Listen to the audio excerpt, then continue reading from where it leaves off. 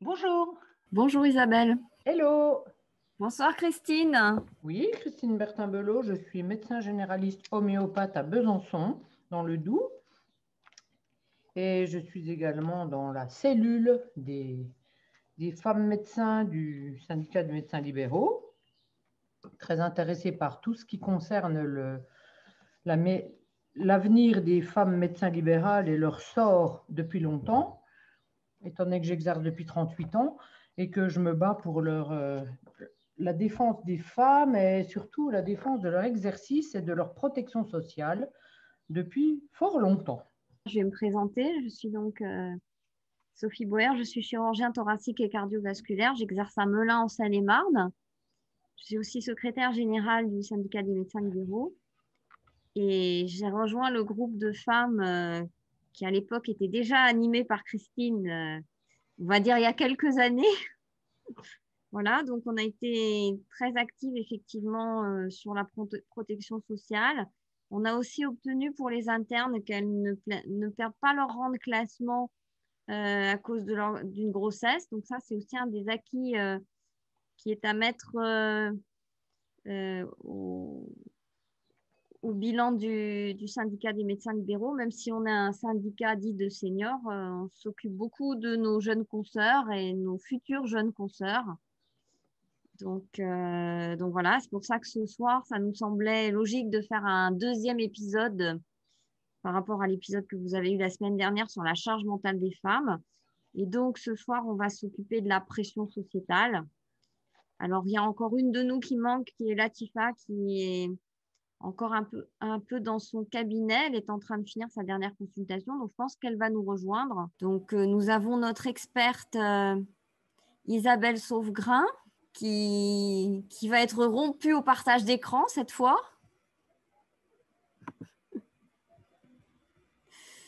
Bon, Isabelle, je pense que je vais te laisser commencer. Alors donc, pour nos confrères et consoeurs qui nous ont rejoints pour participer à ce e-colloque, vous pouvez nous poser des questions sur les questions-réponses. Et donc, nous nous ferons un plaisir et un devoir de vous répondre. Donc, n'hésitez pas, je surveillerai le question-réponse tout en aidant au déroulement de ce colloque avec mes consoeurs qui sont là en appui de notre experte.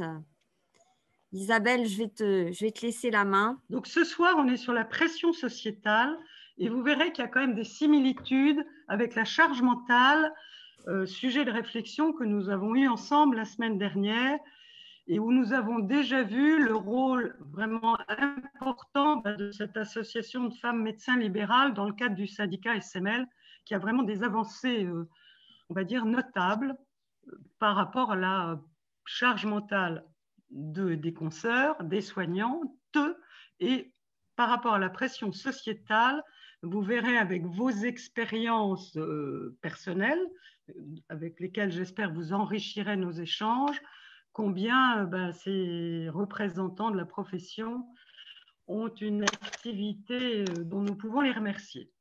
Alors, la pression sociétale, voilà. Je vous parle d'où, si je puis dire, d'une expérience de formation, de réflexion et d'accompagnement, d'abord en entreprise, avant de m'intéresser plus particulièrement aux soignants. Donc, on a publié, je vous mets les références, et ce qui est quand même véritablement utile, si je puis dire, par rapport à la prévention qu'on peut avoir, par rapport aux options qu'on peut prendre. C'est l'expérience que j'ai depuis 2016 en tant que médecin accompagnateur dans le cadre d'une association d'entraide pour les médecins d'abord, puis pour les soignants en général au niveau de différentes régions, mais aussi nationales, puisqu'en fonction des congés des uns et des autres, finalement, on a des soignants d'un peu partout. Si on continue, alors la pression sociétale, ma foi, c'est assez simple. Il y a deux termes, pression, ensemble des contraintes exercées par les proches, la famille, les employeurs. Alors chez nous, c'est plutôt les patients, les administrations, enfin tout ce qu'on connaît, Tu peux ou les rajouter le autres numérique, groupes. Isabelle. Quoi? Tu peux rajouter le numérique, la pression numérique. C'est toi, je craque, je craque. ou les autres groupes constituant la société en général. Okay? Et sociétal qui se rapporte aux divers aspects de la vie sociale des personnes en ce qu'il constitue une société organisée. Ok, c'est assez simple. Là encore, une similitude que je trouve pertinente et importante entre la définition que l'accord national interprofessionnel de juillet 2008 qui définit le stress, une similitude avec les effets de la pression sociétale sur nous, enfin sur les personnes. Donc le stress est défini par cet accord comme un état de déséquilibre. Là aussi, souvenez-vous de cette notion d'équilibre ou déséquilibre qui peut nous servir à aller bien, si je puis dire, ou à plonger. Alors, un état de stress, vous connaissez, survient lorsqu'il y a déséquilibre entre la perception, rappelez-vous cette notion de perception qui peut vous aider pour vos patients, mais déjà pour vous. Qu'est-ce que vous percevez? Ce n'est pas ce que les autres vous disent. Ça peut l'être, ça peut être concordant, mais qu'est-ce que vous percevez des contraintes que vous impose votre environnement, donc de la pression sociétale, et la perception que vous avez de vos ressources pour y faire face. C'est, je ne dis pas copier-coller, mais il y a vraiment à réfléchir là-dessus. L'individu est capable de gérer la pression à court terme, mais il éprouve vraiment des difficultés face à une pression qui est prolongée ou à des pressions répétées ou à des pressions intenses. Si on continue, alors je vous ai listé quelques différentes facettes de la pression sociétale.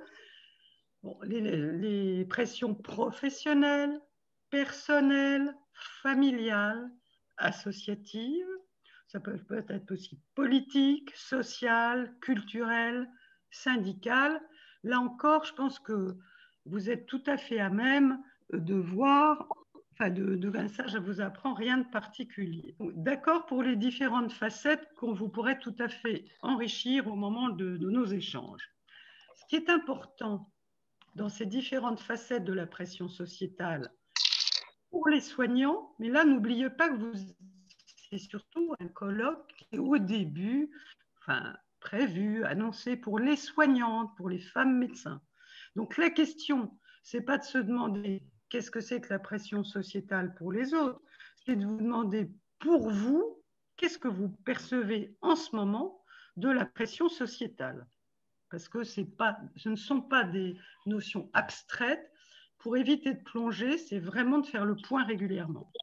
Donc, j'ai repris les précieuses balances de Roberta la confiture pour vraiment vous rappeler, que vous essayez, que nous essayons, hein, je me place dans l'eau, vous avez bien vu la panique quand ça ne marche pas. Donc, l'état d'équilibre entre la pression sociétale et vous. Mais là, c'est vous, et quel est votre sens de la vie? C'est bien beau de correspondre à des images, de répondre à des pressions, mais vous, là-dedans, c'est quoi? Qu'est-ce que vous souhaitez vraiment? Qu'est-ce qui est en accord avec vous?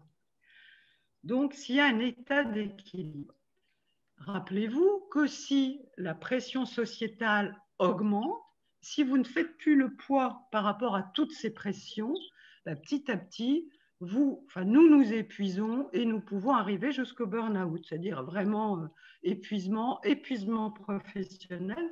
Mais je vous rappelle que là, nous parlons des soignants et des soignantes, mais qu'en fait, on a aussi décrit le burn-out de la ménagère, le burn-out de la mère de famille.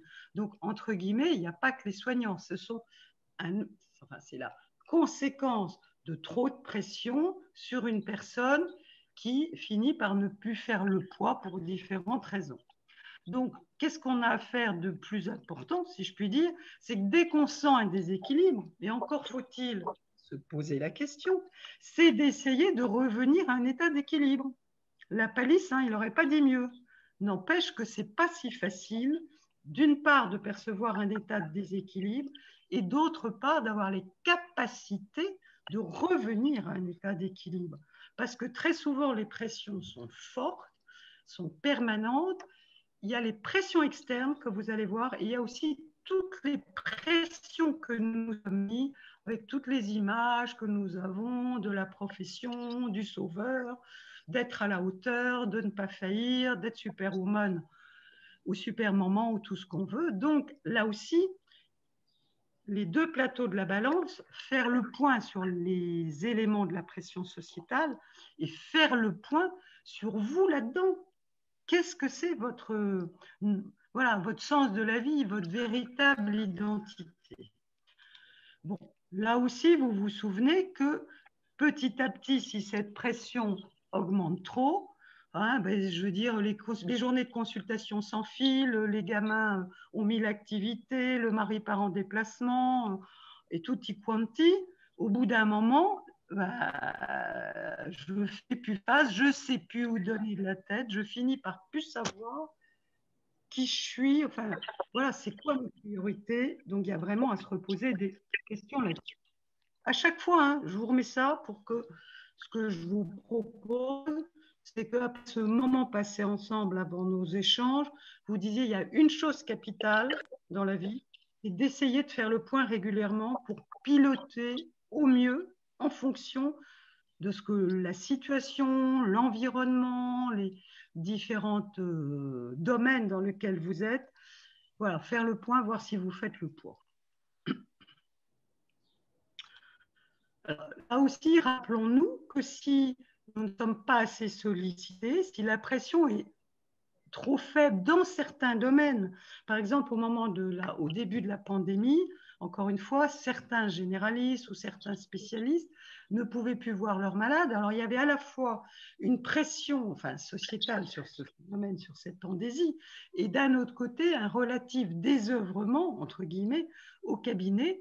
Donc à quoi je sers? Rappelez-vous, tous ceux qui n'ont pas pu être entre guillemets utiles, il y a aussi pas mal de pots cassés, si je puis dire, chez ces personnes qui n'étaient pas assez sollicitées dans une période où les autres étaient applaudis le soir, ils ne se sentaient plus légitimes. Hein. Ça, enfin, on en a reçu pas mal dans cet état-là.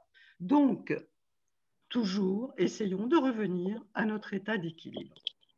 Ce schéma pour vous rappeler l'interaction permanente entre la personne, nous, et les différentes couches de la pression sociétale. Nous, au milieu, on a notre capacité à faire face. Et je vous rappelle qu'on a nos petits moteurs internes de pression. Hein. Qui d'entre nous n'est pas tout le monde. Il y a les perfectionnistes, les juste à temps, les je ne peux pas dire non, les je veux toujours faire plaisir. Enfin, je veux dire, là, on pourra faire le catalogue ensemble, mais chacun et chacune d'entre nous a tendance à avoir ces petites voix qui lui tirent ses ficelles, si je puis dire, parfois malgré lui, et qui coûtent très cher. Alors, pourquoi toutes ces petites voix? Souvent, c'était quand petit ou bébé, on voulait répondre, si je puis dire, aux attentes, souvent parentales, et qu'on n'avait qu'une envie, c'est d'être aimé. Donc, souvent, pour être aimé, il faut faire plaisir. Mais de temps en temps, tu as aussi la carte rebelle. Donc là aussi, on ne rentre pas dans toutes ces analyses, mais ce qui est important de voir, c'est que nous mettons nous-mêmes des pressions. Il n'y a pas que la pression que nous met la pression sociétale, si je puis dire, il y a la pression que chacun d'entre nous se met. Alors, vous voyez autour le cercle des autres. Bon, ben là, c'est la pression de la famille. Ben, maman, tu n'es pas là ce soir. Du mari, mais qu'est-ce que c'est? Attends, en pleine nuit, tu ne vas pas me réveiller pour aller voir le patient.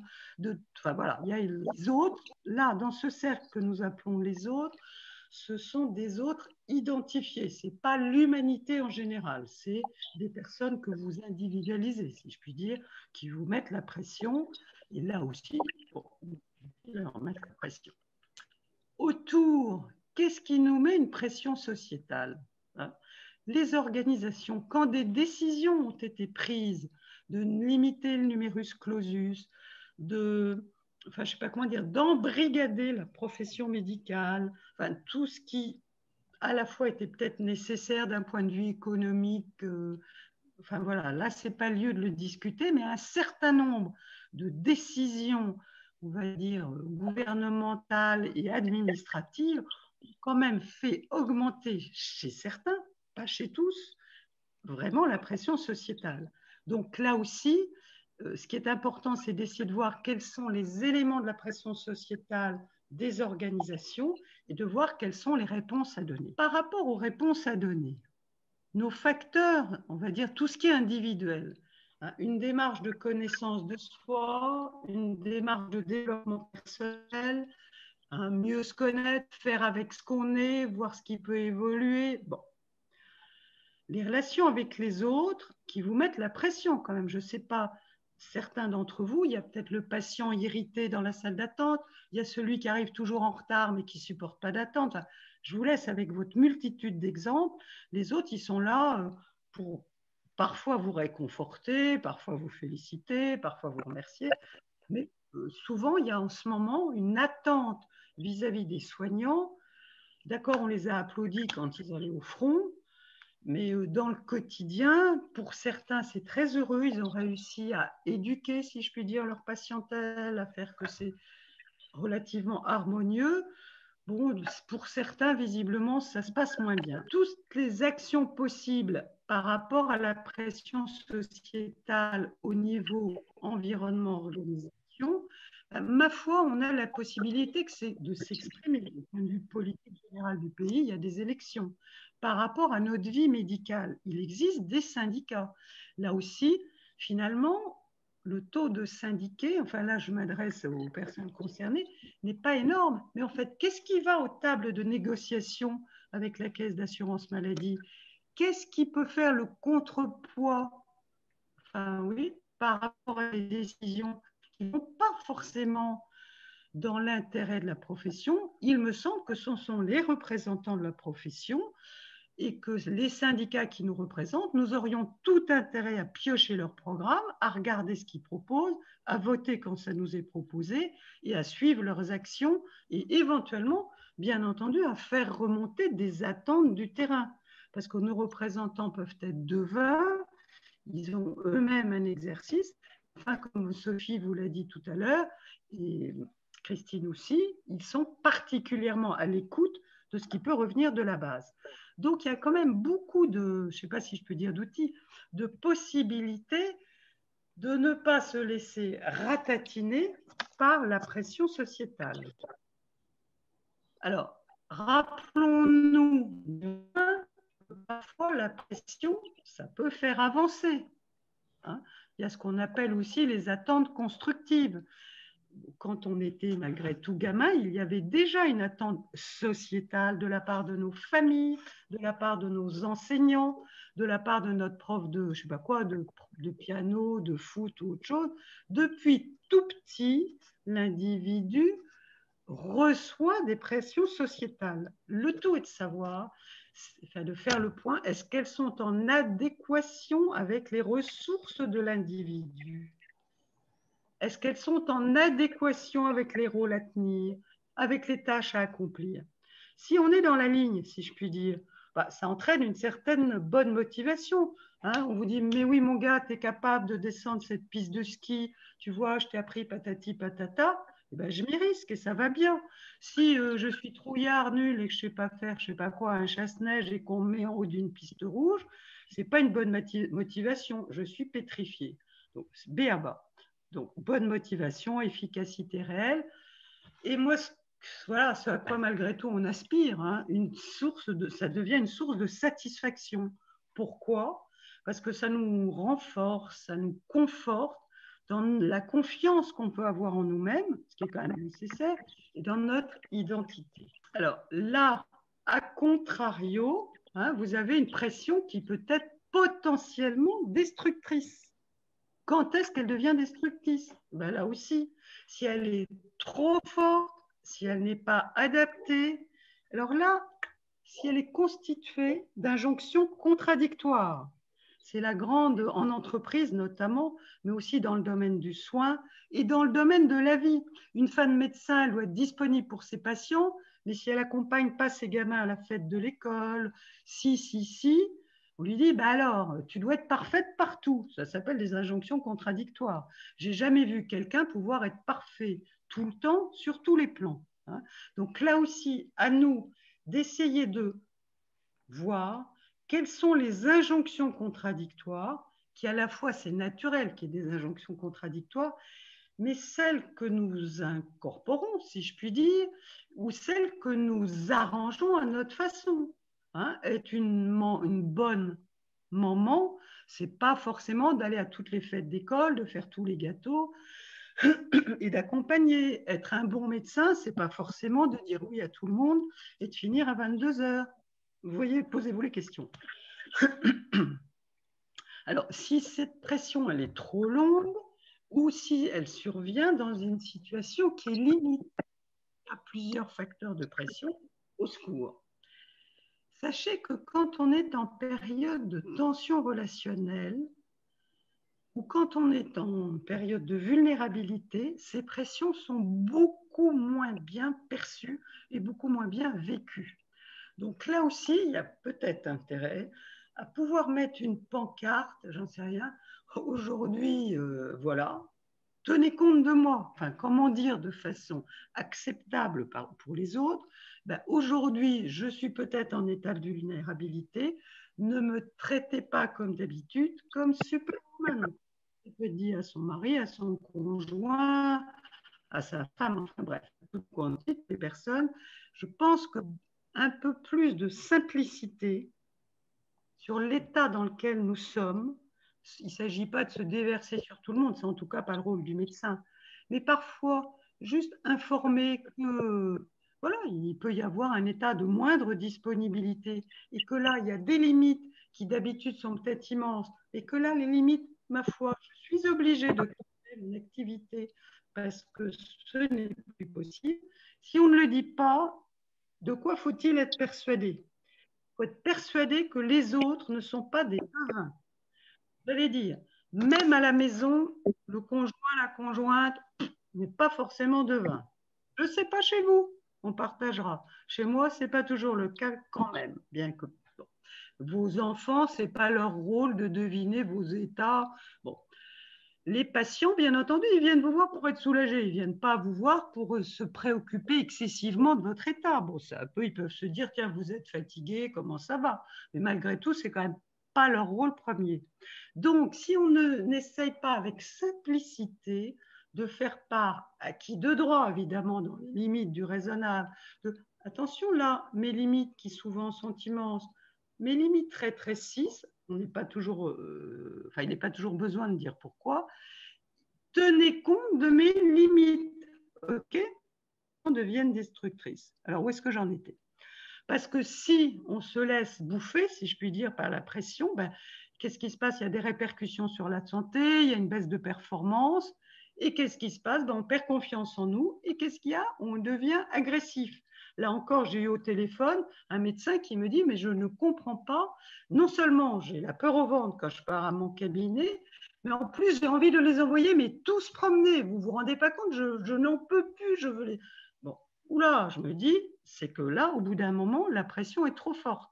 Est-ce qu'il ne vaut pas mieux faire le point un peu en amont et se dire, j'arrive dans un état où ce n'est plus en équilibre, qu'est-ce que je peux faire? Alors, je vous rappelle l'installation du burn-out, puisque quand il y a trop de pression et qu'on craque, ben on arrive au burn-out. Mais là aussi, c'est intéressant, vous le savez. Les 4 phases. Au début, on est enthousiaste. J'ai de la pression, je fais phase, je suis bon, je suis bonne. Et hop, j'abats du boulot et je fais tout ce que je dois ailleurs. Au bout d'un moment, souvent, si on va trop loin, désillusion. Et après, une phase d'apathie.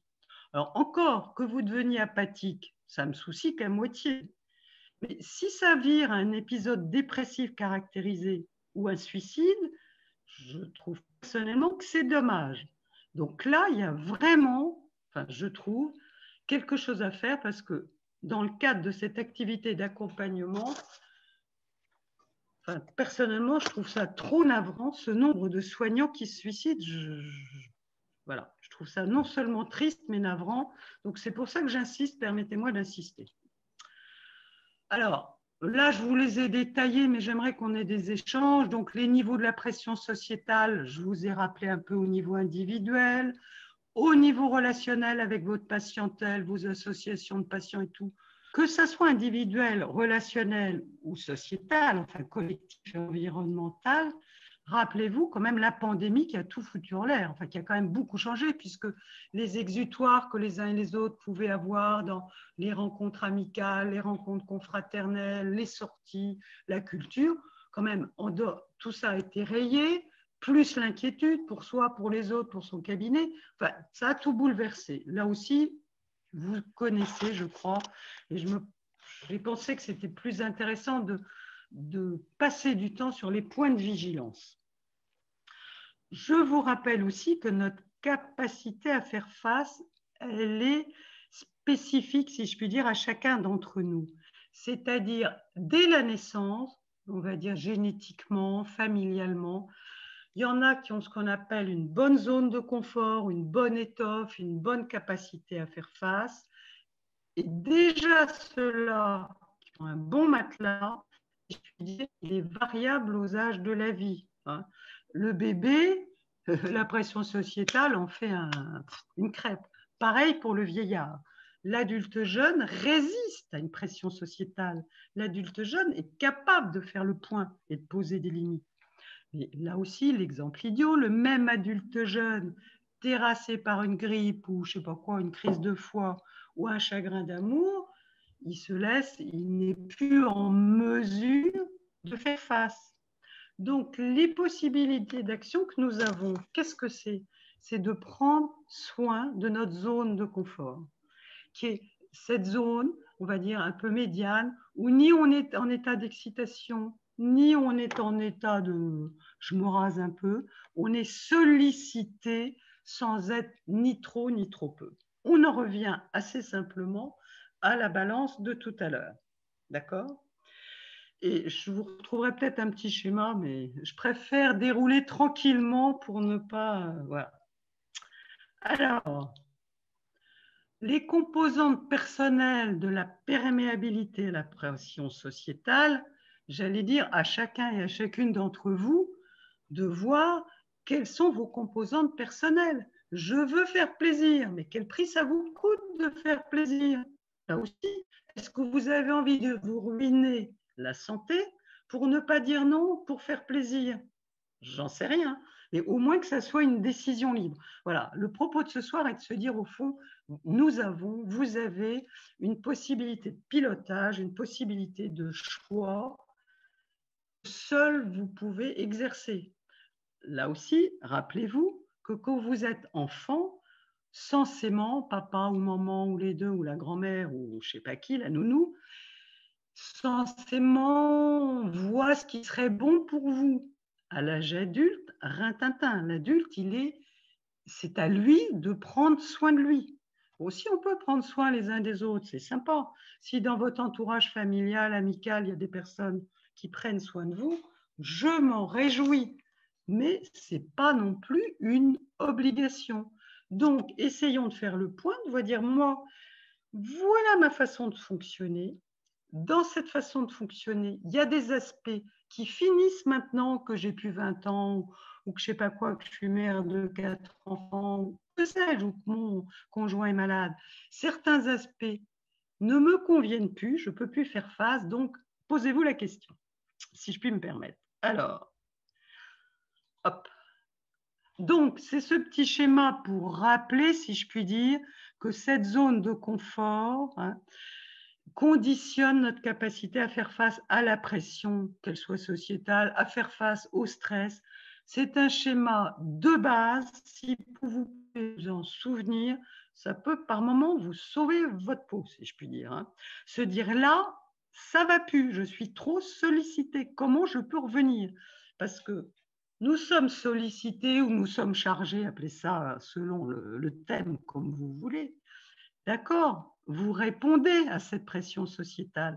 Mais après, il faut récupérer. Il y en a une qui va dans sa piscine, l'autre qui va courir, l'autre qui fait un petit peu de méditation en pleine conscience, l'autre qui va boire une bière avec les copains, j'en sais rien. Mais quelle est votre façon de récupérer les samedis, les dimanches, les petits week-ends sympas ou je ne sais pas, mais récupérer, bon sang, c'est indispensable. Récupération pour revenir dans un état où à nouveau vous pouvez va faire face aux différentes pressions. Là aussi, ce schéma très simple, si vous pouvez vous en souvenir, si votre pression, s'il y en a trop de pression sociétale, si elles sont trop dans la durée, hein, alors multiples, ça se cumule, ça perdure, pas le temps de récupérer, qu'est-ce qui se passe? C'est comme à la banque. Je dépense, je dépense, je dépense, je dépense, rien ne rentre. Le banquier, il vous fout dehors ou il vous met des, je ne sais plus comment ça s'appelle, des agios. Donc là, c'est de l'économie personnelle, mais c'est du b.a.-ba. Je suis désolée pour ceux et celles qui seront déçus ce soir.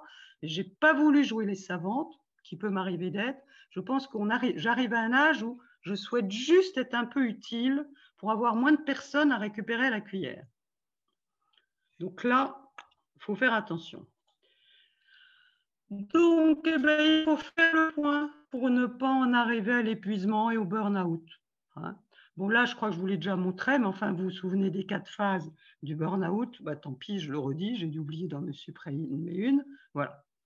Alors, là aussi, pour piloter, il y a un outil, c'est le seul vraiment, dans la durée, hein, et pour de vrai, je ne dis pas les petits trucs de temps en temps, mais pour essayer dans notre vie de recevoir les situations, d'y répondre en tenant compte de ce qui se passe, ce qui varie déjà, qu'il y a beaucoup d'éléments, et de ce que vous êtes à un moment donné, la seule possibilité, c'est d'exercer ce qu'on appelle la conscience réfléchie.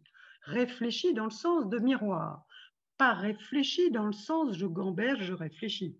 Je ne dis pas que c'est pas utile, mais exercer sa conscience réfléchie, ça nous permet de piloter nos vies dans la mesure de ce qui nous arrive et de nos capacités à ce moment-là, et d'être en accord avec nous-mêmes. Hein? Combien il y en a, là, de temps en temps, on en récupère. Ah ben, ma vie n'est pas du tout ce que je souhaitais. Enfin, tu vois, tous les décalages entre soit des images qu'on leur a fourrées dans la tête quand ils étaient gamins, soit ce qu'ils ont cru, soit je sais pas quoi. Puis au moment des bilans, ben non, je me jette par la fenêtre, c'était pas ça ce que j'attendais de la vie. Bon, je trouve ça encore une fois dommage. Est-ce qu'on peut régulièrement exercer notre conscience réfléchie, faire le point, voir ce qu'il y a à l'intérieur? Cette situation m'arrive avec sa dose de pression sociétale. Là encore, je reçois cette situation, je sollicite mon discernement, qui est la fonction de la tête. Je sollicite mon intuition, qui est la fonction de mon cœur, et je sollicite mon instinct. Rappelez-vous nos 3 composantes, bon sang. Il y en a, ce sont que des têtes, il y en a, ce sont que des tripes, et il y en a, ce sont qu'un paquet d'émotions. Non. Alors là aussi, on l'observe plus facilement chez les autres. Tu sais, on dit, ah ben un tel, bah oui, lui, il marche à l'instinct. Ah, l'autre, elle est dans ses émotions, patati patata.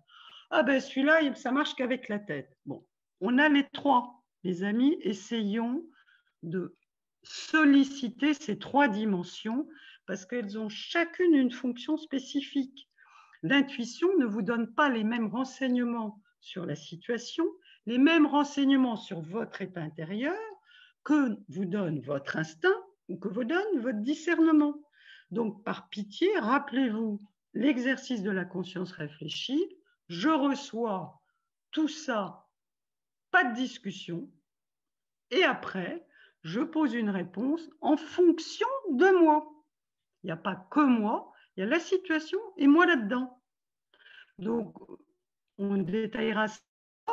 Au niveau de la réception, je reçois le paquet, si je puis dire, de la situation et de moi là-dedans. Et au niveau de la réponse, je circonstancie à quoi je peux dire oui, à quoi je peux dire non, par rapport à toute cette pression sociétale, mais c'est essentiel. Là aussi, on partagera enfin, ce que vous en pensez, comment vous le voyez. Je ne sais pas si ça a un écho pour certains, mais enfin, comment dire, de façon pratique, ça permet véritablement de déblayer le terrain. Alors, là aussi, pour piloter nos vies et être en accord avec nous-mêmes, bah, finalement, qu'est-ce qu'il y a? La connaissance de soi. Hein, nos grands philosophes grecs, là, les anciens, qu'est-ce qu'ils nous ont dit? Connais-toi toi-même et tu connaîtras l'univers. Alors, se connaître soi-même, est-ce que c'est uniquement connaître, tu vois, là, je ne sais pas si vous voyez, tu sais, les différentes images périphérie. Soi-même, on n'est pas qu'une image. Ah bah oui, c'est mieux si je suis, j'en sais rien, jeune, jolie, active, tout ce qu'on veut. Il y a toute une strate d'images à laquelle notre société, qui est quand même très visuelle, très photo, très dans le paraître et tout, c'est parfois coûteux de correspondre à l'image. Hein. Celle qui veut être, j'en sais rien, à la mode, ça coûte cher. Si on veut rester joli et qu'on vieillit et qu'il y a toutes les rides, bah, c'est pas de bol, mais elles sont là. Après, il y a les jugements. Bon, vous voyez cette strate très importante et très perturbatrice de l'image. Et dans les images, on peut se mettre aussi l'image de la femme médecin. La femme médecin, par définition, enfin pas par définition, mais souvent il y a une attente qu'elle soit à l'écoute, qu'elle soit bienveillante, qu'elle prenne son temps, qu'elle ait un petit côté assistante sociale. Bon, toutes choses qu'on attend parfois un petit peu moins du mec, si je puis dire, du soignant masculin. Là aussi, j'aime pas les généralités, mais faites attention aux images que vous vous êtes mis, ou des images auxquelles, on dit, des images auxquelles vous vous êtes identifié, parce que ça peut coûter cher.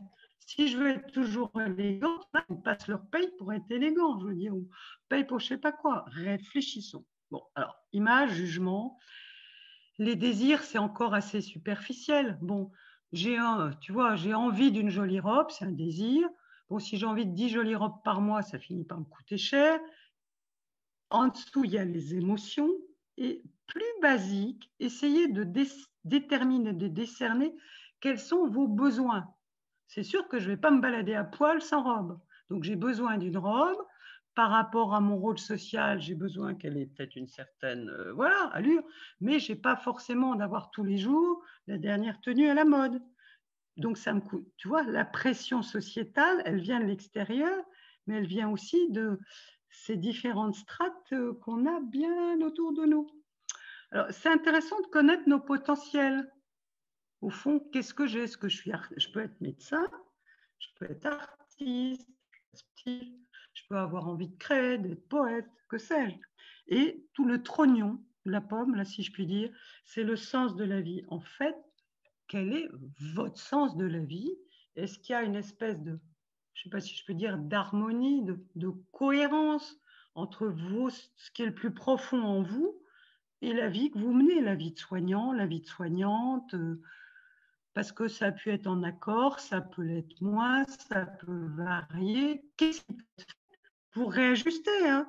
Alors, l'ennui, de temps en temps, c'est qu'il y en a, tout d'un coup, ils réalisent, ah, puis alors, je te fais une de ces embardées, mais alors, là, c'est, tu sais, comme une route, là, boum! Non, personnellement, ce que j'ai tendance à proposer, et à me proposer, hein, je suis dans le lot, c'est d'essayer d'ajuster, essayer de garder ça en mémoire. Les embarder hein, en route, enfin plutôt en voiture sur la route, ça peut être dangereux. Dans la vie, c'est pas toujours bien perçu par l'entourage propre. Hein, les gens qui tout d'un coup, non, préparez, négociez le virage, tenez compte d'abord de vous, d'accord, mais aussi un petit peu de l'entourage. Comment ça va être perçu? Hein, ça y est, ben maintenant j'ai des enfants, je ne consulterai plus le mercredi. Bon, peut-être que ça peut être une bonne chose de préparer un peu sa patientèle, ou j'en sais rien, un départ en retraite, ou au contraire, j'arrête à 19h au lieu de 22h. Hein, là aussi, si tout d'un coup, du jour au lendemain, toc, on change tout, c'est peut-être la seule façon pour y arriver. Hein. Je ne donne pas de conseils, j'essaye de voir avec vous ce qui vous correspond. Donc, souvent, il vaut mieux ajuster, mais ce n'est pas une obligation. À nouveau, quelques conseils pour être en phase avec nous-mêmes. Moi, ça me semble important par rapport à toutes ces pressions sociétales, par rapport à cette pression sociétale, mais au fond, moi là-dedans, qui je suis, où je veux aller, et pour essayer de prévenir les effets d'une pression sociétale, quand même en prenant du recul. Je reviens à l'image du cycliste. Si vous pédalez le nez dans le guidon, vous voyez que le guidon. Et puis à un moment, il y avait je ne sais pas quoi, toc, vous n'avez pas vu, on se casse la figure. Aussi, il me semble intelligent d'élargir le champ de vision, de prendre un peu de recul et de passer un peu au grand angle.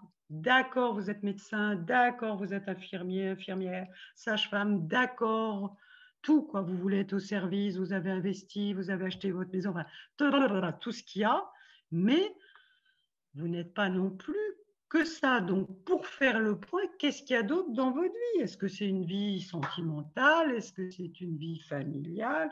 Une vie culturelle? Est-ce que vous souhaitez? Ce n'est pas une obligation, hein. Il y a des personnes qui se réalisent parfaitement en étant uniquement dans le domaine professionnel. Ce que je vous propose juste, c'est de se poser la question. Si ma foi, le bourreau de travail, si je puis dire, est heureux, mais tant mieux pour lui, tant mieux pour les autres. Mais si il y a un fond d'insatisfaction, d'agressivité, ras-le-bol, de tout ce qu'on veut, peut-être faut-il prendre du recul pour voir.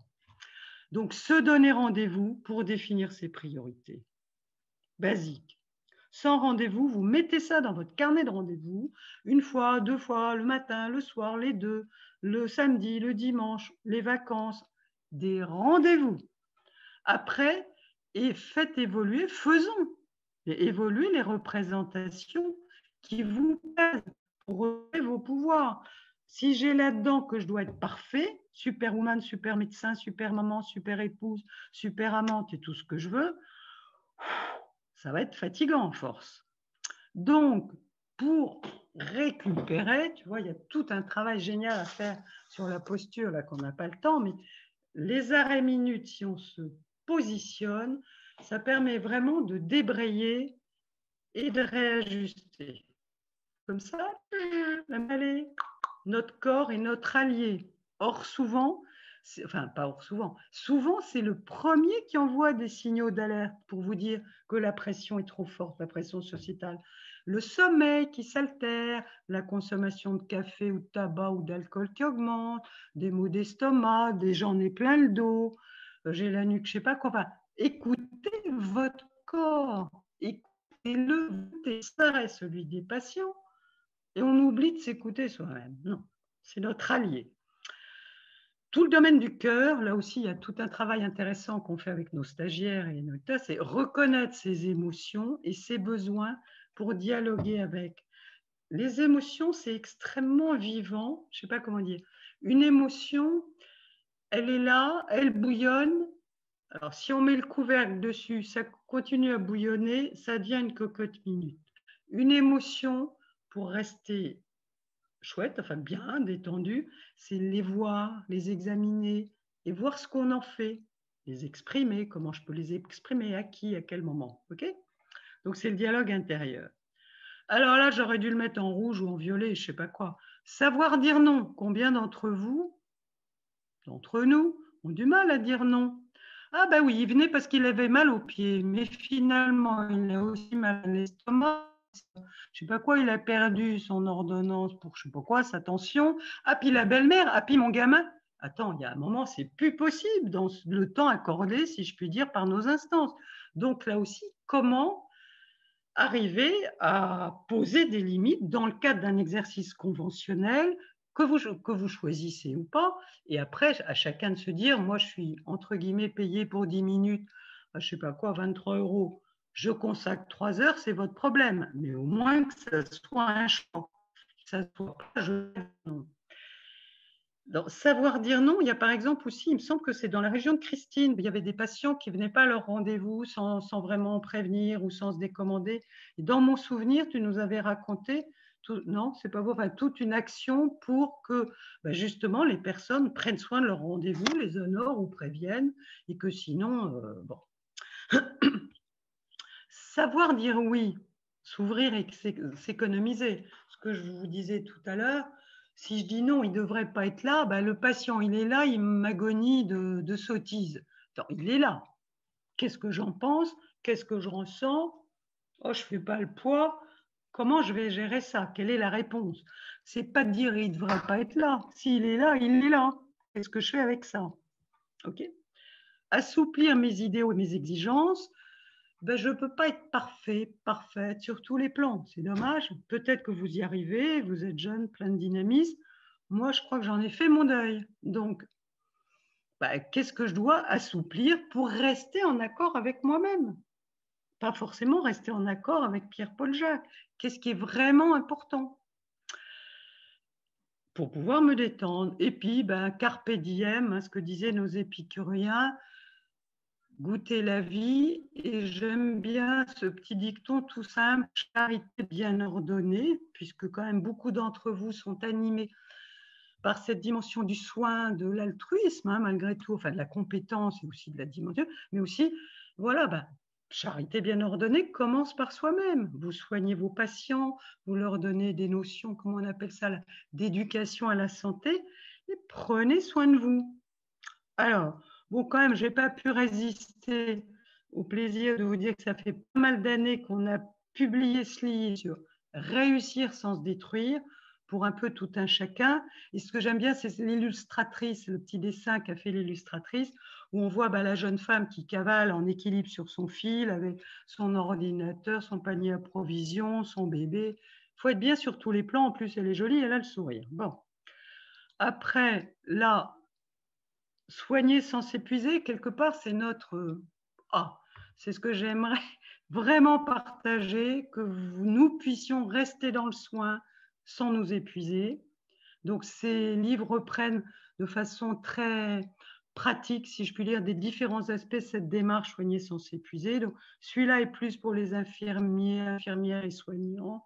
Et celui-là, qui est publié chez Douin, là, qui a maintenant changé, qui s'appelle John Libé, je ne sais pas quoi, et plus pour les médecins.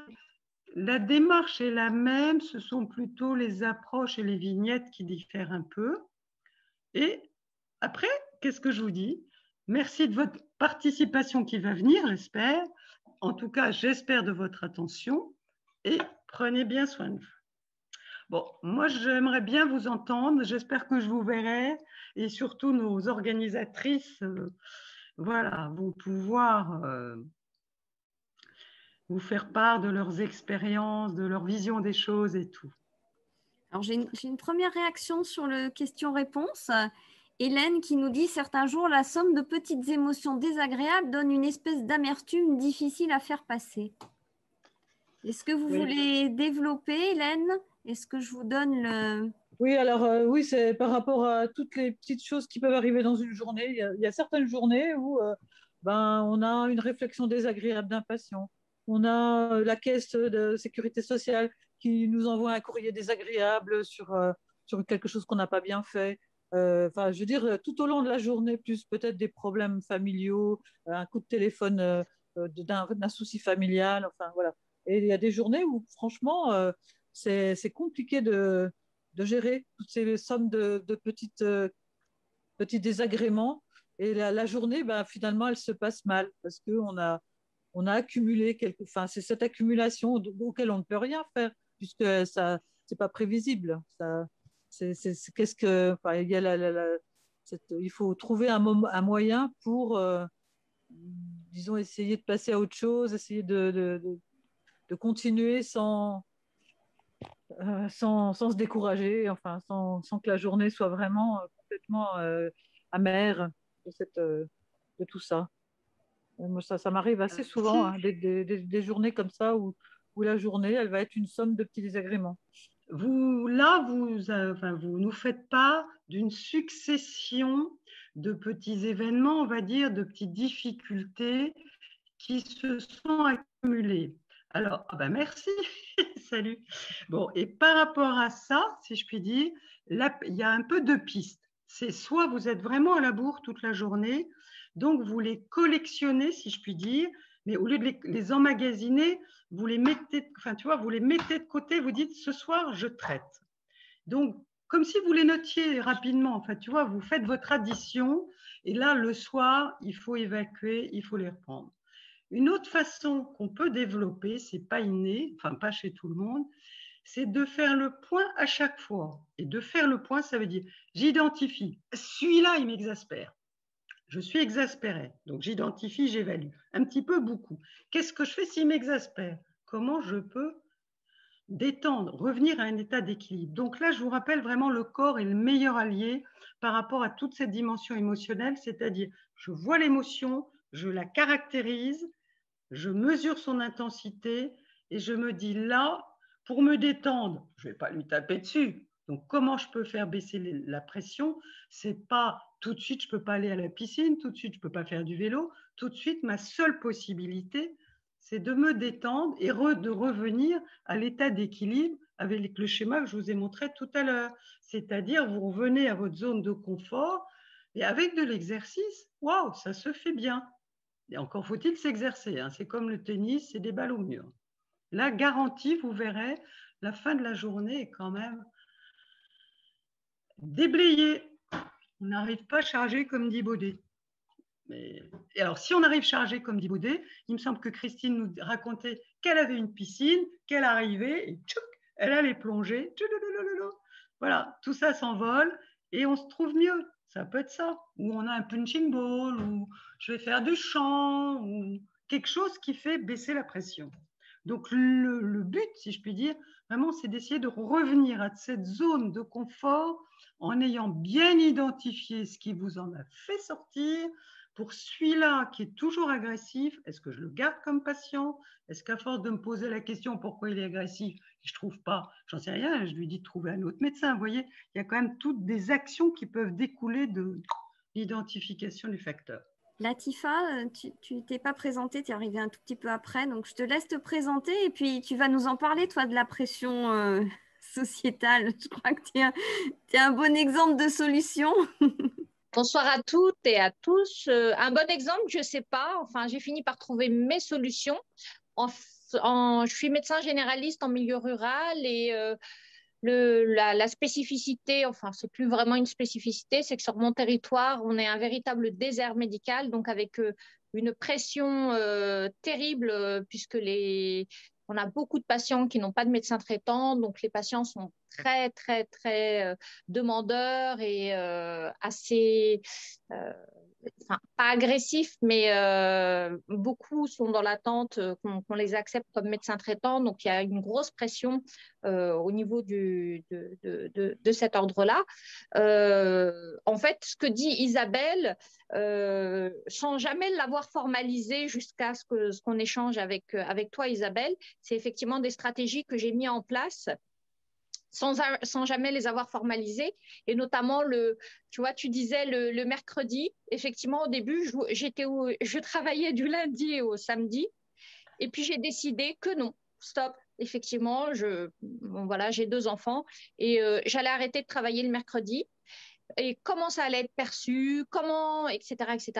Donc, j'ai fait les choses où j'ai arrêté de travailler le mercredi après-midi, mais je gardais le mercredi matin en disant au secrétaire que si ça débordait, ben, je resterais l'après-midi. Enfin, voilà, je l'ai fait de manière un peu progressive, mais quand même en ayant cette appréhension et en me disant, mon Dieu, comment ça va se passer le mercredi? Je vais arriver le jeudi, ça va être terrible, les patients vont être morts, ils ne vont pas survivre à mon absence ce jour-là, mon Dieu, mon Dieu. Puis au final, ça a été plus ou moins bien vécu, sauf initialement les réflexions que j'avais du mal à supporter où bah oui, les femmes médecins ne travaillent pas le mercredi, elles s'occupent de leurs enfants. Donc, avec un coup de baguette magique, j'arrête d'être médecin le mercredi, je me transforme en maman pour accompagner mes gamins, etc. Mais le mercredi, je ne suis plus un médecin, tu vois. Dans la tête des patients, c'était à peu près ça. Et je redevenais médecin le jeudi matin. Donc, et puis, effectivement, le savoir dire non, ou bah non, je ne vous prends pas. Non, vous êtes trop en retard, ou moi j'ai beaucoup trop de retard, ou mon agenda va être complètement débordé, donc non, je ne peux pas. Et bah, si c'est vraiment urgent, allez aux urgences, ou sinon, bah non, on se revoit sur un autre temps. Alors qu'avant, bah, la maman venait avec les 5 gamins, il fallait quitter les 5 gamins. Bah, c'est pas grave, je le faisais parce que effectivement, j'arrivais pas à dire non en fait, tout simplement. Donc c'est plein de petites situations comme ça qui ont l'air anodines, mais que finalement, tu vois, c'est plein de petits désagréments. Et puis effectivement, ce que disait notre consoeur Hélène, ce jour-là, tu reçois le papier de la Sécu qui te dit que tu vas avoir des indus, que tu as mal fait le bon de transport, etc. Donc ça te fait des journées où tu as la tête comme ça à la fin. Et bon, moi, c'est pas la piscine, mais quand je rentre et que j'ai le sourire de mes gamines, bon, bah voilà, ça a tout effacé et puis on est reparti et puis j'ai rechargé les batteries, tu vois. Donc voilà, mais c'est vrai que le savoir dire non, ça m'a véritablement sauvé la vie où j'ai dit, bah non, non, je ne vous prends pas. Donc au début, t'imagines la tête des patients qui me regardaient, ils étaient habitués à ce que je dise oui à tout, à tout, à tout, à tout. Et puis finalement, je dis, bah non, ça relève d'un vrai rendez-vous. Je vous propose qu'on se revoie. Donc voilà, il faut l'expliquer en fait. Les patients sont pas, enfin, sont pas tous comme ça. Donc, il faut l'expliquer en disant non, le temps que je dois vous accorder doit être plus important. C'est pas raisonnable que je vous vois là comme ça entre deux en 5 minutes. Vous prenez un vrai rendez-vous et j'aurai l'occasion d'en rediscuter avec vous à ce moment-là. Et puis les gens acceptent et ça se passe plutôt très bien en fait. Parce que de toute façon, dire oui à tout et amen à tout, effectivement, je suis d'accord avec toi, Isabelle, c'est pas soigner les gens, tu leur rends pas service en faisant un peu tout et n'importe quoi comme ça. Donc voilà, je pense que mettre des limites, moi j'appelle ça mettre des limites et savoir aussi mettre de la distance pour la charge émotionnelle ou des fois quand tu sens que ça va déborder, que oui, c'est bien. Enfin voilà, moi j'ai un rôle d'écoute et je pense que c'est tout à fait nécessaire vis-à-vis de notre patient. Mais effectivement, je fais attention aussi à cette charge émotionnelle pour pas rentrer le soir et avoir la tête qui déborde, quoi. Comme tu dis, être chargé comme à Baudet. Christine, tu peux nous Oui. parler. Toi, ce soir, tu as une pression familiale, c'est ça? Moi, j'ai une pression habituelle qui dure depuis 38 ans, qui est, comme vous toutes, hein, qui est familiale, qui est professionnelle, qui est syndicale, qui est partout, qui est sur tous les fronts. Hein. Donc, je suis habituée à travailler comme ça et je me suis organisée pour. Donc, ça roule, d'une façon générale, ça roule. Cela dit, il faut faire attention à une chose, c'est que quand on en met beaucoup et qu'on est en permanence au taquet, on n'a plus de place pour l'imprévu. Or, l'imprévu, c'est exactement ce que disait Hélène, ça arrive régulièrement. Et l'imprévu, c'est par exemple ce qui m'est arrivé hier. Dans mon programme qui était déjà bien chargé, j'ouvre les examens de laboratoire et j'ai le résultat d'ANAPAT d'une patiente qui m'appelait depuis 15 jours, tous les 3 jours, parce qu'elle attendait son résultat ANAPAT dans l'angoisse. Et ça ne rate pas. Non seulement c'est un cancer du sein, mais c'est en plus 2 cancers. Bon, voilà. Donc, il faut que je l'appelle, il faut que je lui donne une consultation rapide le lendemain pour qu'on en parle, etc. Voilà, ça c'est une première chose. Ensuite, simultanément, j'ai le coup de fil du patient que j'ai vacciné il y a 15 jours et qui m'appelle en soufflant comme une locomotive parce qu'il ne peut plus respirer, il a 38 et ça ne va pas. Voilà, donc ça c'est les imprévus qui viennent en plus de tout le reste. Comment on fait avec tout ça, plus l'ARS qui me simplifie pas la vie avec la CPTS qu'on est en train d'essayer de monter. Enfin bref, c'est tout à la fois et le même jour. C'est toujours comme ça. Donc, dans ce cas-là, comment je fais?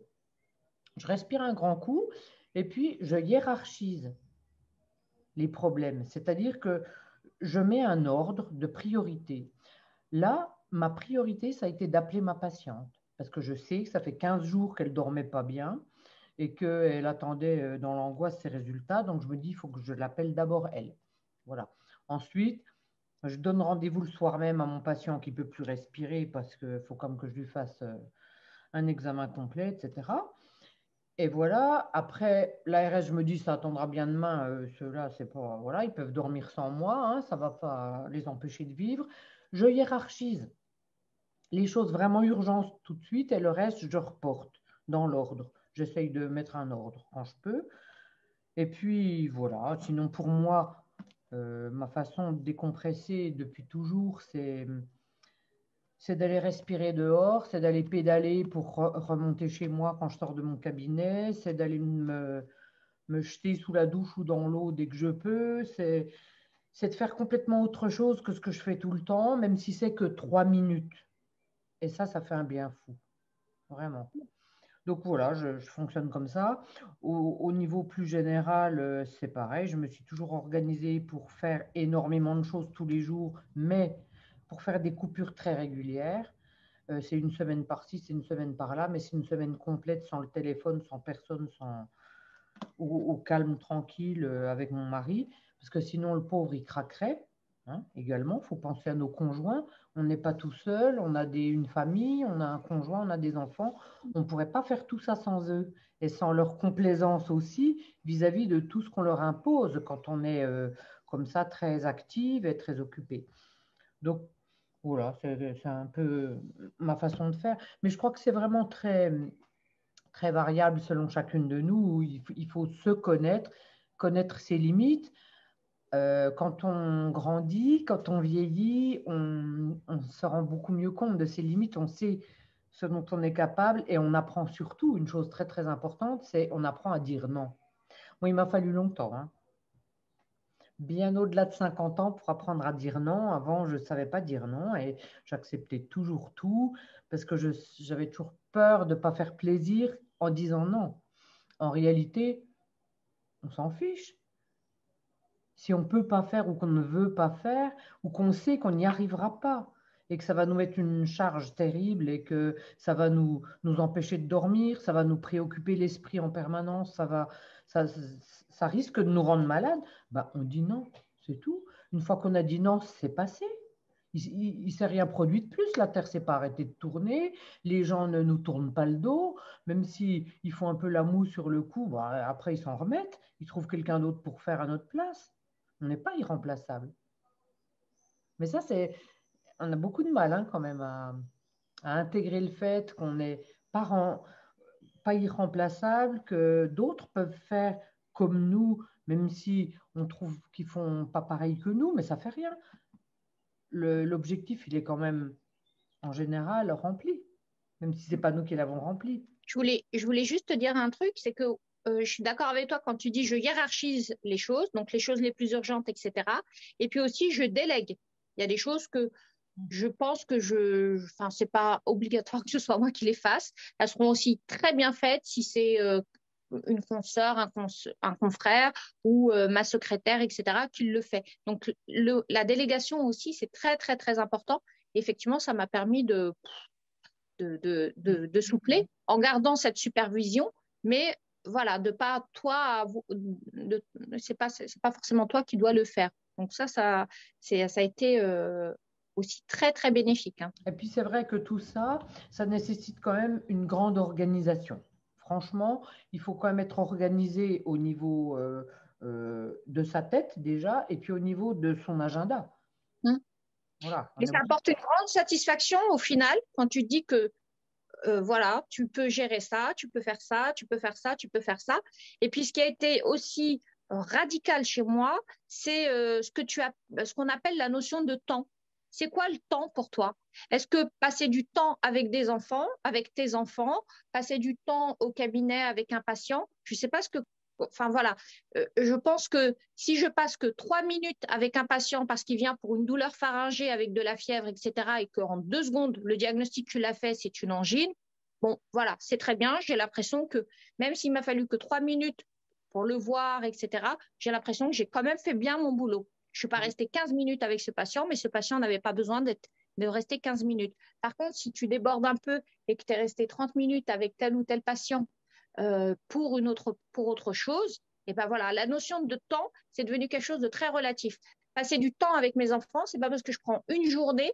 Peut-être que dans la journée, on va rien faire et c'est très bien aussi. Peut-être qu'on va faire plein d'activités et c'est très bien aussi. Donc la notion de temps, finalement, c'est devenu très, très, très relatif. Je peux rester 2 heures avec mes gamines et les voir que 2 heures, mais sans ces 2 heures, ça va être 2 heures où on va vraiment passer du temps ensemble, ça va être constructif, je vais faire plein de choses, elles vont être contentes. Ou bien je peux effectivement passer 48 heures et on ne fera rien et c'est vraiment juste passer du temps, quoi. Puis une grande source de satisfaction à la fin de la journée, c'est ça. C'est le petit post-it avec toutes les cases cochées de tout ce que tu as réussi à faire. Tu sais que tu devais le faire avant la fin de la journée et ça y est, c'est fait, tout est coché. Ça, c'est génial. Et a fortiori, ça peut être le contraire. Ta liste, elle se rallonge et que tu n'as toujours pas fait, ça crée de l'angoisse. Hein. Non, ça, je les mets pour le lendemain. Ouais. Ou le surlendemain. C'est la hiérarchisation. Alors, tu parlais de hiérarchisation, Christine. Alors, moi, je l'ai poussé à un point qui parfois a pu horripiler les gens qui vivaient avec moi. parce qu'il y avait les choses que je qualifiais d'urgentes et puis les choses que je qualifiais de pas urgentes. Et puis les choses que je qualifiais de pas urgentes, il y en avait beaucoup. Il y en avait peut-être même de plus en plus. Et sans procrastiner, je mettais quand même à plus tard à un certain nombre de choses, y compris parfois ranger ma maison, ce qui veut dire que j'acceptais un certain niveau de désordre, ce qui n'est pas toujours facile pour les gens qui vivent avec vous. Mais bon, du moment que c'était propre et que l'essentiel était rangé, bah, c'était pas non plus, C'est pas c'était pas un vital. appartement musée, voilà. Donc voilà, il y avait ce qui est urgent et ce qui est pas urgent. Et ce qui est pas urgent, finalement, il y a beaucoup plus de choses pas urgentes que de choses urgentes. Ce qui fait que si on hiérarchise, on fait quand même diminuer sérieusement le niveau des pressions.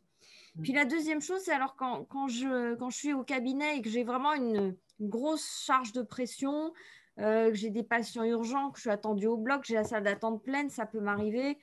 Et ben malgré tout ça, des fois, je prends 3 minutes pour faire un petit exercice de cohérence cardiaque.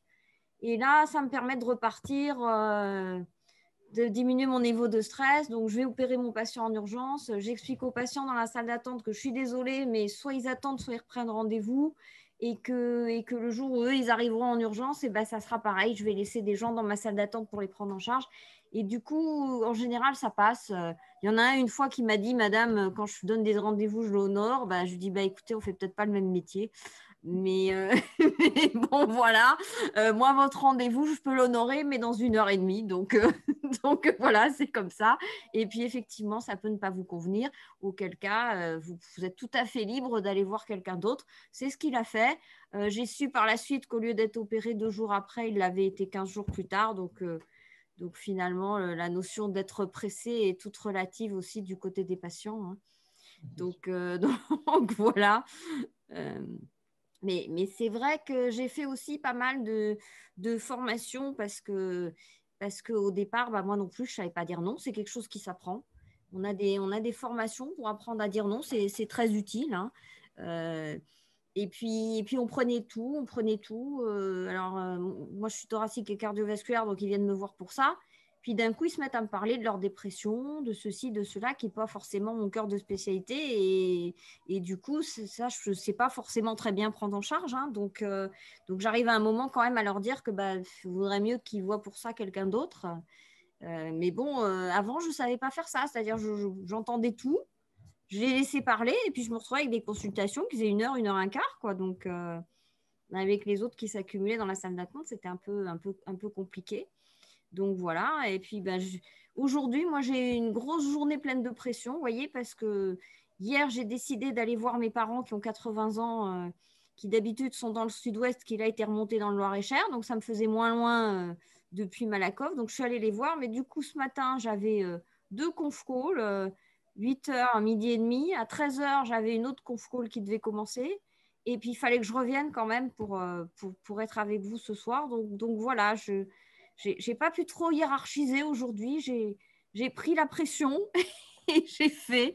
Voilà, il y a des jours aussi, bon bah voilà, on peut pas échapper et ce qui doit être fait doit être fait. Donc bah voilà, je soufflerai après. Mais là, j'ai pas eu le temps de souffler. Comme nous. C'est ça. On souffle toujours après. On souffle après. Je sais pas si parmi les confrères et consoeurs qui nous ont rejoints, certains voudraient témoigner ou nous poser des questions. Je vous rappelle que pour poser des questions, vous avez le petit indice questions-réponses. Vous n'hésitez pas à nous parler là-dessus. Et puis nous donner vos petits trucs, comment vous Voilà, faites. nous donner vos trucs et astuces ou nous poser des questions sur nos mécanismes de défense un peu, hein, parce que alors vis-à-vis des caisses, vous savez qu'on peut vous défendre. Hein, si vous êtes ennuyé par les caisses, on sait faire. Hein. Quand vous êtes ennuyé par les caisses, la première des choses à faire, c'est d'appeler. C'est d'essayer d'appeler en général votre délégué de l'assurance maladie, puisque vous en avez un, tout le monde, et d'essayer de démêler déjà ce qui se passe avec elle ou avec lui. Ensuite, demander rendez-vous. Souvent, c'est très bien de le faire, d'anticiper, de ne pas attendre le dernier jour quand on vous tombe dessus et que vous avez procrastiné jusqu'au dernier jour. Il vaut beaucoup mieux anticiper, demander rendez-vous au directeur de la caisse ou à l'interlocuteur qui vous a écrit. Et puis aller s'expliquer directement. Si c'est des erreurs de cotation, des erreurs, c'est souvent le cas, hein, des choses comme ça, bon, on s'explique. Hein, le but, c'est quand même d'abord de faire de la pédagogie avant de vous tomber dessus et de vous demander des sous. Hein. C'est quand même pas la vocation première de la caisse d'assurance maladie, même si c'est comme ça qu'on le ressent. Parce que c'est vrai que les courriers combinatoires de l'assurance maladie, c'est perçu d'une façon extrêmement détestable par la plupart des médecins qui les reçoivent. C'est tellement mal tourné, moi je leur ai déjà demandé souvent en commission paritaire locale, d'essayer de tourner leur courrier différemment, de nous parler comme à des êtres humains, pas de nous parler comme si on était des voleurs, une bande d'escrocs qui n'avons comme idée que de dépouiller la caisse. C'est comme pas du tout le cas. On fait ce qu'on peut avec une nomenclature compliquée qui fait 150 pages et dont la plupart des médecins ignorent tout parce que c'est quand même un peu difficile de tout suivre, d'autant plus que ça change tout le temps. Donc, à moins de faire les formations à la nomenclature, et je vous y encourage, parce que ça permet quand même d'éviter les ennuis avec la caisse, au moins sur les erreurs de cotation. Mais sinon, c'est vrai que c'est impossible de tout connaître, quoi. C'est trop compliqué. Et les médecins font des erreurs énormes, hein, franchement. Donc, quand ils se font allumer par la caisse, la première des choses, c'est d'aller s'expliquer. Voilà. Plutôt que de faire dans sa culotte en se demandant ce qui se passe, il vaut beaucoup mieux anticiper, aller discuter, expliquer qu'on était de bonne foi et qu'on ne connaissait pas ça, ce qu'on nous reproche. Et voilà. Généralement, ça s'arrange mieux une fois qu'on en a parlé.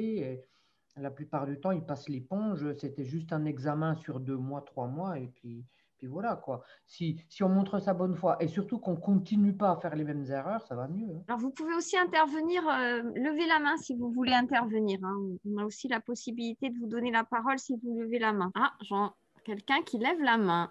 C'est encore moi qui lui demande la parole.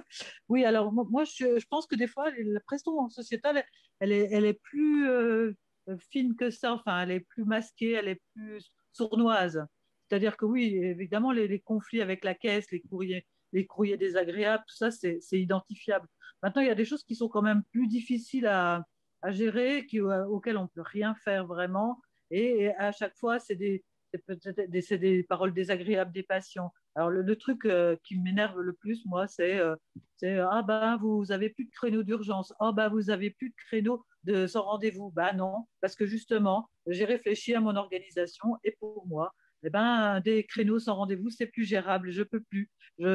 C'était ça, à un moment, j'ouvrais la porte de la salle d'attente. À 18h, elle était bondée. Eh ben, j'ai dit, ça va être moi ou les patients, je ne pourrais pas continuer. Donc, à ce moment-là, j'ai adopté une autre façon de fonctionner. Effectivement, ça m'a coûté parce que oui, il a fallu dire non, il a fallu organiser autrement, mais c'était ma survie qui en dépendait, hein, franchement. Et donc, quand maintenant on me remet continuellement en question mon organisation en me disant, mais d'une façon sournoise un peu, ou les patients, ou la caisse qui vous dit, bah, pourquoi vous ne faites plus d'urgence? Pourquoi vous n'avez plus de créneaux d'urgence? Eh bien non, j'en ai plus parce que mes créneaux d'urgence, j'en ai quelques-uns dans la journée, mais je ne pourrais pas la porte ouverte, c'est fini, ça fait des années que je suis sur rendez-vous et je ne changerai plus. Mais vous avez quand même perpétuellement des petites piques comme ça, des petites aiguilles qui viennent vous piquer, voilà, intervalles réguliers. Et ça, vous avez ça, plus d'autres choses, certains jours. Enfin, c'est pour ça que je dis, c'est des fois très, très sournois la pression sociétale. Parce que là, tout ce qu'on est en train de dire, c'est un petit peu notre organisation personnelle, c'est un peu des choses qu'on a déjà évoquées la dernière fois. Mais la pression sociétale, je pense que ça, c'est plus difficile à gérer, franchement, à mon sens. Et c'est pour ça que tu as raison, Hélène. Il ne faut pas hésiter à leur répliquer ce que tu penses. Et mais je réplique. voilà, et ce que tu fais qui est bon pour toi, parce que sinon, tu y laisseras ta peau. C'est ton travail, ce n'est pas le leur, et ce n'est pas à eux de te dicter ta façon de t'organiser. On est des libéraux, on s'organise comme on veut. C'est justement pour ça qu'on a fait médecine libérale. Sinon, on serait salarié et puis on ferait ce que nous dit notre employeur. Les caisses d'assurance maladie ne sont pas nos employeurs.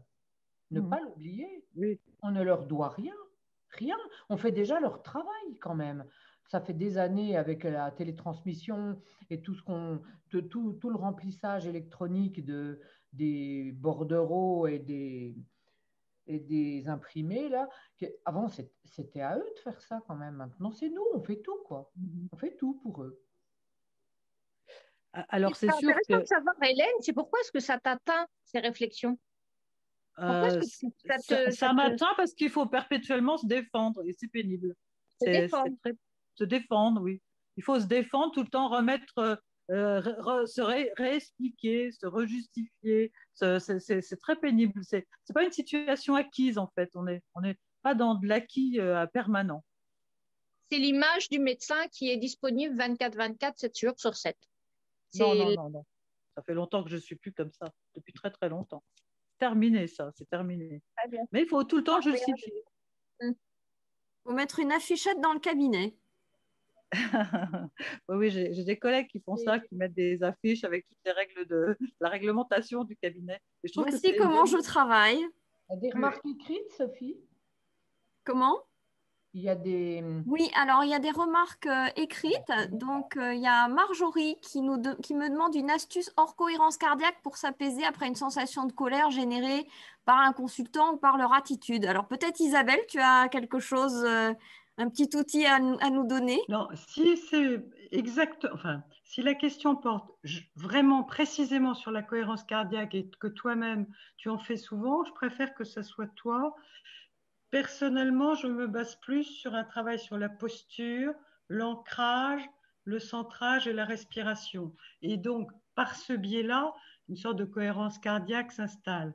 Mais si tu veux, c'est pas véritablement, entre guillemets, la méthode, enfin, ou l'approche cohérence cardiaque. Donc, si la question de la consoeur est vraiment sur cohérence cardiaque dans le sens de ce qui a été développé par ceux qui l'ont un peu mis à l'honneur, si je puis dire, vas-y, je t'écoute aussi. Non, non, justement, elle voulait autre chose que de la cohérence cardiaque. Donc, bon, alors, si tu peux nous faire une petite démonstration. Non, autre chose qui est quand même très simple, c'est de vraiment se représenter, ressentir notre corps et revoir comment, quand nous sommes assis, ce qui est quand même notre position de consultation, enfin, sauf ceux qui opèrent, sauf quand on examine, il y a quand même une partie du temps assis, comment on peut s'asseoir en positionnant le bassin, en érigeant la colonne vertébrale, en détendant les épaules, en positionnant bien notre tête avec le regard, tu vois, enfin un peu vers l'horizon, et en laissant, je ne sais pas comment dire, le ventre se détendre pour qu'il accompagne vraiment les mouvements de la respiration et que tu sentes qu'à la fois tu es dans un mouvement d'accueil, ça y est, tout ce qu'on a reçu, mais aussi on le raccompagne à la sortie. Donc quelque part, une sorte de similitude entre les mouvements de la respiration, voilà tout ce qu'on a reçu pendant la consultation, puis tu l'exhales, enfin vraiment tu raccompagnes. C'est pas juste j'en veux pas, c'est voilà, je me repositionne, je sens. L'important, c'est quand même de ressentir cet agacement, cette peur et tout.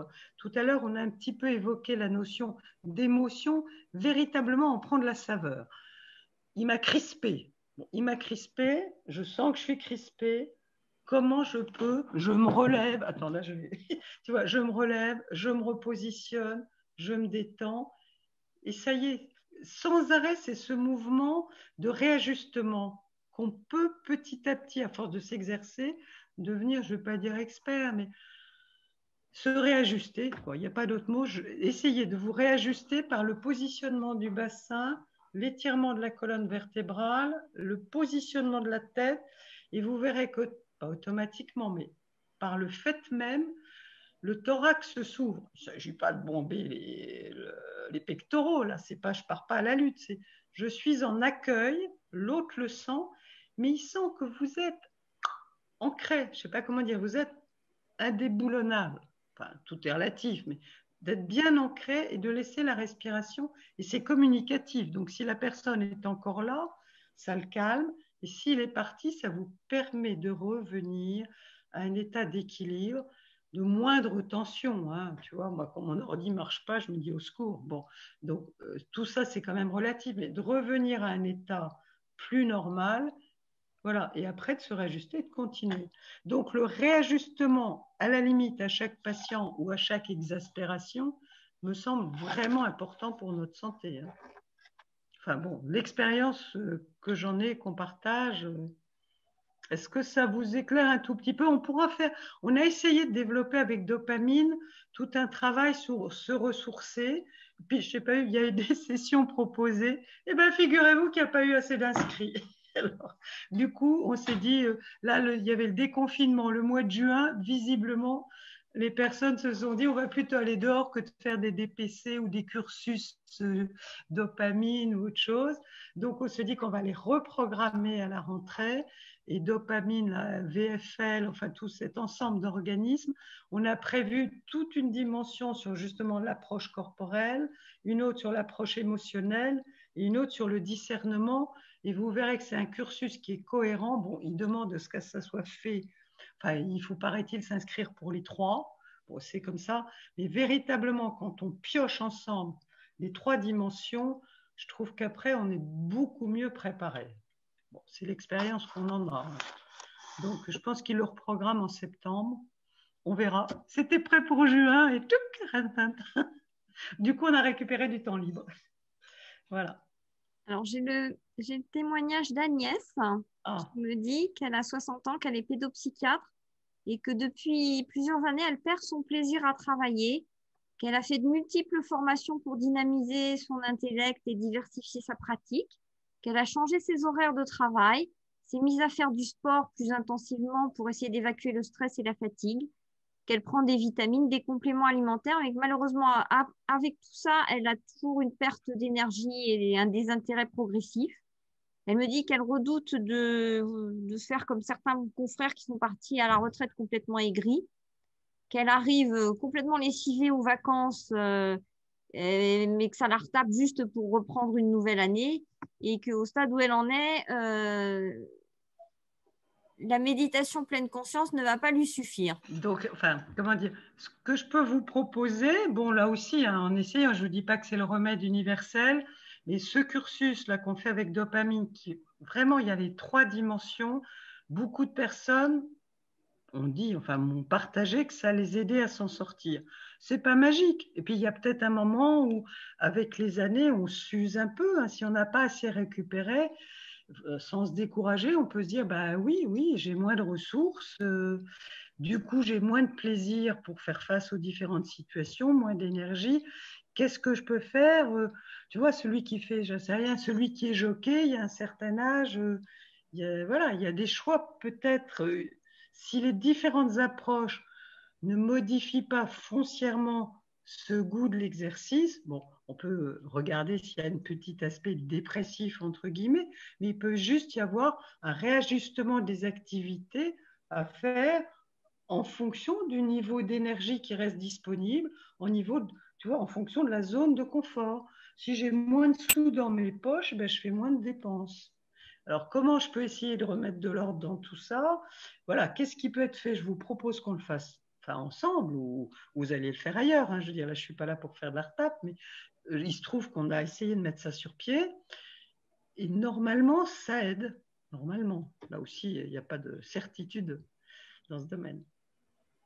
Et peut-être de retrouver un peu plus la saveur. Agnès, tu peux aussi nous rejoindre dans le groupe femmes du SML. Hein. On fait plein de choses. On fait plein de choses pour les consoeurs. On organise des colloques comme on fait aujourd'hui. On va défendre la profession. Donc, c'est un autre aspect de notre profession et ça permet aussi de sortir un peu de nos cabinets et de faire autre chose. Et du coup, quand on revient dans nos cabinets, on a du plaisir à y être parce qu'on a osé aussi en sortir et aller faire autre chose. Donc, ça peut être ça aussi, une activité associative ou une activité syndicale. Alors, il y a Myriam qui me dit peut-être le sujet d'une 3e réunion. Oui, hein, Isabelle, on pourra leur faire parvenir les annonces pour les formations que tu proposes, là, qui permettent de se recentrer, etc. Donc, ce qu'il faut faire à ce moment-là, vous mettez vos mails sur le question-réponse et puis quand on fait ce genre de formation avec dopamine, on vous contacte. Oui, je pense que Dopamine a programmé, du coup, les séances du mois de juin sont remises, je crois, au mois de septembre. Ils se sont dit peut-être que l'été sera fini, que ça les intéressera à nouveau. Et si en septembre, il y a peu d'inscrits, ben, ma foi, on proposera, je pense, en octobre. Parce que quand je vois, si je puis dire, le résultat, je ne sais pas dire ce manque de préparation, enfin, voilà, dans la dimension de récupération, si je puis dire, des personnes en difficulté, qui nous disent combien cette approche peut les aider, je me dis quand même si on peut essayer de la partager un peu plus, bah, tu vois, dans les prémices d'un désintérêt, enfin d'un début de démotivation, ça me semblerait mieux pour tout le monde, pour chacun et puis voilà, pour le collectif. Il y a d'autres témoignages ou d'autres remarques ou... Alors, sur les questions-réponses, j'ai pas d'autres questions-réponses. Je regarde s'il y a des mains levées. Je ne vois pas non plus de mains levées. Il n'y a pas d'autres questions ou témoignages ou demandes d'intervention. Je n'ai plus de... J'ai des remerciements. Donc, bah, écoutez, c'est avec plaisir, hein. On a des remerciements sur les questions-réponses. C'est sympa. Donc, je pense qu'on va... Comme je vois plus d'autres nouvelles questions et plus de mains levées, je pense qu'on va mettre fin à la soirée. On va vous souhaiter une excellente soirée et vous dire à la prochaine fois. Ben oui. Bonne soirée. Merci beaucoup. Voilà. Bonsoir. Bonne Et puis, en espérant vous avoir apporté un petit peu quelques réponses. Voilà, et on ne manquera pas de vous tenir au courant de la formation récupération que va faire Isabelle. Allez. Non, puis ce que j'espère beaucoup, c'est que vous pourrez véritablement, voilà, se dire ça y est, il faut faire le point, enfin d'essayer de mettre en pratique ces quelques pistes qu'on a essayé de partager ce soir pour vraiment prendre soin de vous. Hein, et garder la motivation, la joie d'exercer. C'est ce qu'on va faire de ce pas. De ce pas. Bon. On va aller prendre soin de nous. Bon, et bien alors, on se fait une excellente nuit à tous. Bonne soirée. Bonne soirée. Hein. À bientôt. À la prochaine fois.